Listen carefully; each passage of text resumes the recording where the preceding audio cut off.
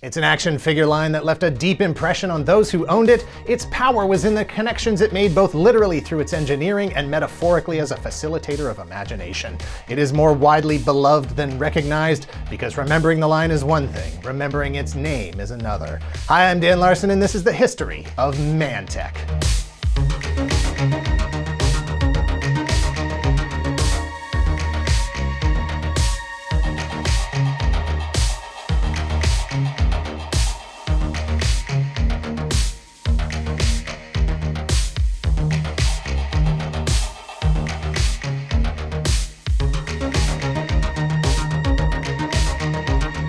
Thank you to Manscaped.com for sponsoring this video. Click the link in the description and use my code TOYGALAXY to get 20% off your purchase and free international shipping today. Manscaped is trusted by more than 4 million men worldwide for providing premium tools and formulations designed for grooming and hygiene from head to toe and literally everything in between.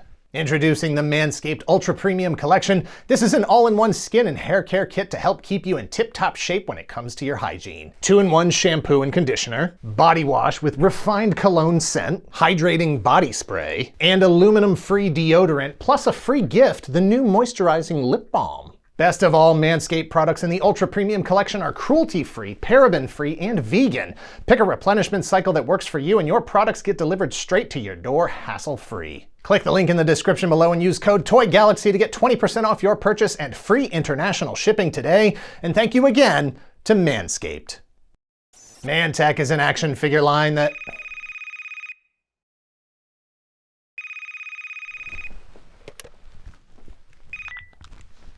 Hello? Hey, maybe you can help me. When I was a kid, there was a toy that I had where you could take the weapons and stuff off and switch them around. There was a blue guy and a green guy. Does that sound familiar? Sounds like Kenner's Centurions. No, it's not Centurions, but it was just like Centurions. You could switch the arms and legs around and everything. Ah, it's Mantech. Mantech? Yeah, Mantech. Google it and you'll see. Oh yeah, it was Mantech. Thanks. You're welcome. It's always Mantech. Mantech is an action figure line created by Remco and released in 1984. Calling it an interchangeable system of robot warriors was more accurate than Remco may have intended, as many of the people who grew up with it confused it with other toy lines. Perhaps an inconsequential system of robot warriors would have been more appropriate. Deep in a galaxy far, far away, the planet Mecha has been ravaged by 1,000 years of war. A once advanced civilization is now memorialized by the remnants of its technology amidst the savage wastelands. A few months ago, Jackson Good and Tyrannic were on a routine archaeological expedition when they accidentally discovered an ancient tomb of robots, a rare opportunity to regain the lost knowledge of robots, how to make them, what to use them for, everything but how to turn them off. When the two scientists entered the ancient tomb, an old computer booted up and beamed its long-forgotten secrets directly into their heads, prompting both men to spontaneously formulate hot takes about the future of humanity and technology. Jackson Good, with his long, wavy blonde hair, proclaimed that robotics was the next stage of evolution. Humans merged with robots, feeling as well as thinking, a sense of morality, of creation, and the shared greater good.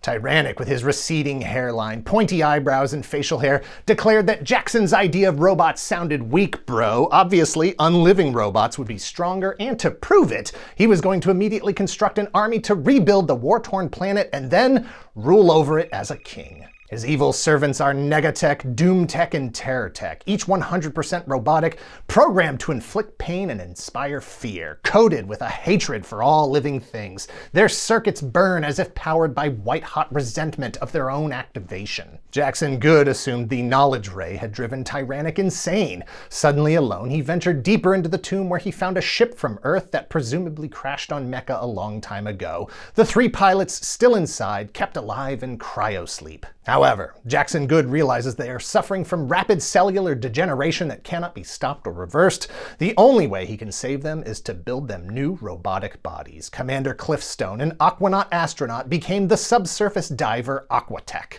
Colonel Solomon Sun, who won a presidential citation for quelling the Jovian colonial revolt and a Nobel Peace Prize for solar research, became Solartech. And Lieutenant Laser Ray Larson, no relation, the laser and communication beam specialist, the pilot of the ill-fated ship, became Lasertech. Despite their horror at being turned into half-human freaks against their will, the three Earthlings agree to help Jackson Good fight back against Tyrannic and his army of evil, unfeeling robots. The fate of Mecha and the universe is in the hands of the Mantechs.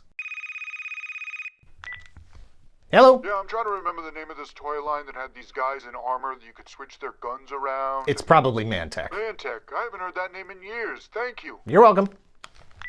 Mantech is a series of 6 good and evil robot warriors, each complete with 15 interchangeable parts, weapons, and accessories. With seemingly infinite combinations, the number of different characters you can create is limited only by your imagination. Well, technically, there is a limit to the number of characters you can make, given that there is a finite number of pieces.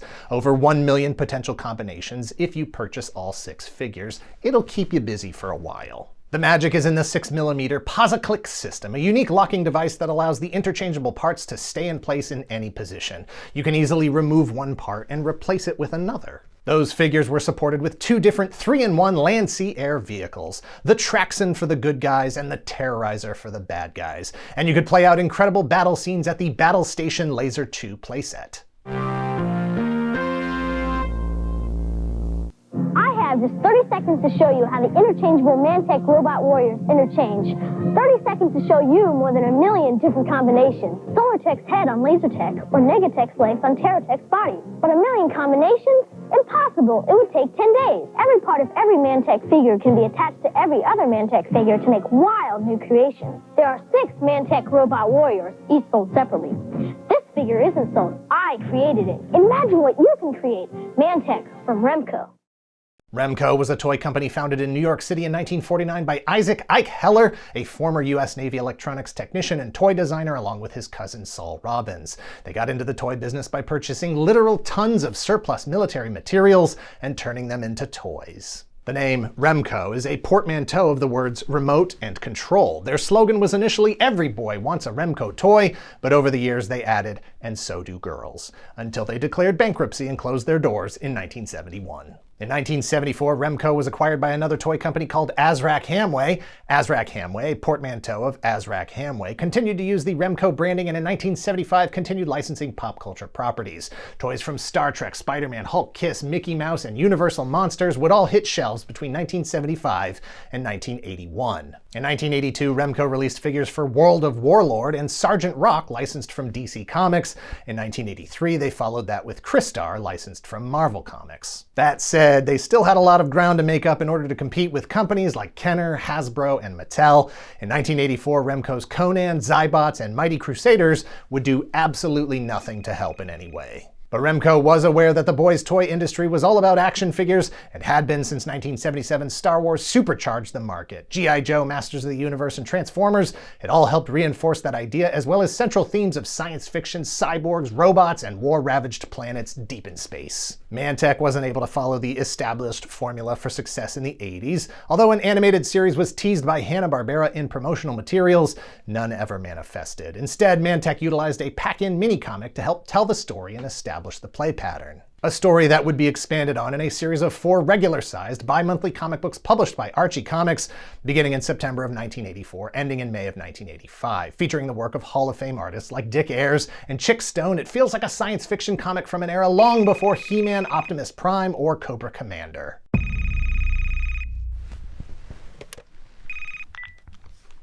Hello? Yeah, Mantech. It's Mantech. Ah, it's Mantech. Yeah, it's Mantech. Yeah, it's Mantech. Oh yeah, no, it's Mantech. Probably Mantech. Oh, it's definitely Mantech. Yeah, it's Mantech. Yeah, it's Mantech. It's Mantech. It's Mantech. Yeah, no, Mantech. Yeah, Mantech. Hello, it's Mantech. Yeah, it's Mantech. No, I know, it's Mantech. Oh, yeah, no, it's Mantech. Yeah. Yeah. It's Mantech. That's a shitload of Mantech. It's Mantech. Mantech? Yeah, Mantech. Oh, you've got a Mantech on your hands.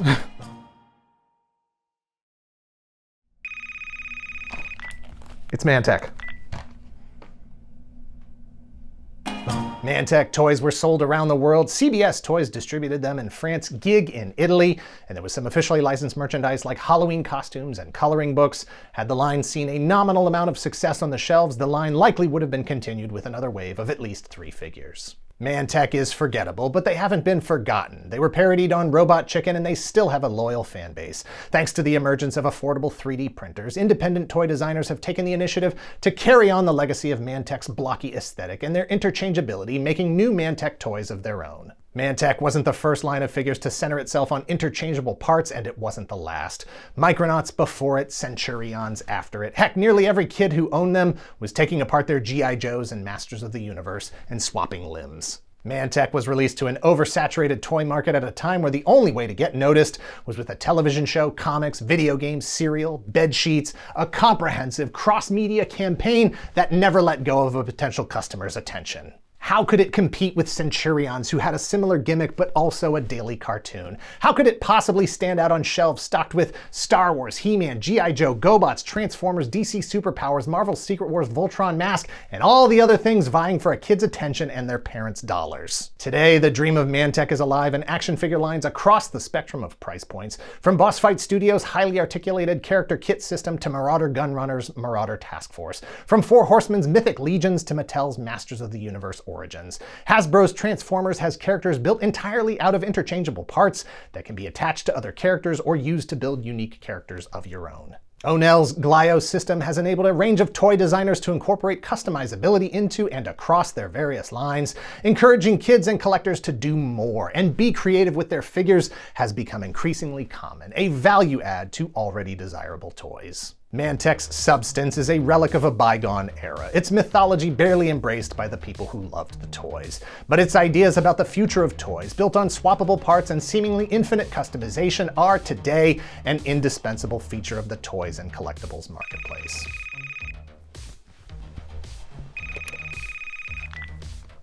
It's Mantech. It's always Mantech. Thanks for watching. Please hit like, hit subscribe if you're not already a subscriber. Thank you very much to those of you who already are. Check us out on Twitch at twitch.tv/toygalaxy. If you're in the position to help the channel grow, if you would like early access to the videos ad-free, please visit our Patreon at patreon.com/toygalaxy and let us know in the comments down below if you've ever heard of Mantech, or better yet, if you were trying to remember what it was called. That's really what this whole video was about. We've had so many questions over the years, people trying to remember what this mysterious toy line they had flashed of memories of, desperately trying to figure out what it was called, positive that it was like Centurions, but it wasn't actually Centurions. I own one now, but I never owned one as a kid, totally natural. I think for the first time in the history of this channel, Greg, you had something as a kid that I did not. Correct. You still have it. Absolutely not. I didn't think so. But